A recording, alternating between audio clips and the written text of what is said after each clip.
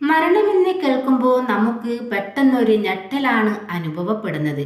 അതായത് മരണത്തെ അഭിമുഖീകരിക്കുവാൻ ആർക്കും താല്പര്യമില്ലെന്നാണ് ഇതിനകം സൂചിപ്പിക്കുന്നത്. മരണത്തിന് സമയമോ ദിവസമോ മാസമോ വർഷങ്ങളോ ഇല്ല.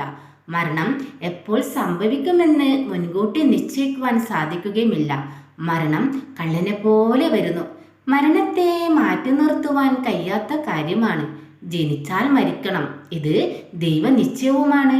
എന്നാൽ മരണപ്പെട്ട വ്യക്തിയുടെ ആത്മീയമായ ശരീരം എവിടേക്ക് പോകുന്നു എന്നതിനെപ്പറ്റി ആരെങ്കിലും ചിന്തിച്ചു നോക്കിയിട്ടുണ്ടോ? ഇത്തരം കാര്യങ്ങളെപ്പറ്റി നാം ചിന്തിച്ചു നോക്കാറുമില്ല. ചിലർ ഈ ഭൂമിയിലെ കാഴ്ചപ്പാടുകളെ പറ്റിയാണ് ചിന്തിച്ച് വ്യാകുലപ്പെടുന്നത്. ആകയാൽ ഇവിടുത്തെ ആകുലതയെപ്പറ്റി ചിന്തിച്ച് വ്യാകുലപ്പെടേണ്ടതില്ല.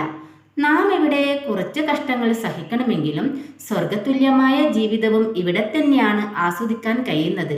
അതായത് സ്വാതന്ത്ര്യത്തിൽ കളിച്ചു ചിരിച്ചു നടക്കുവാനുള്ള എല്ലാ അധികാരവും ഈ കൊച്ചു ഭൂവിൽ സാധിക്കുന്നു.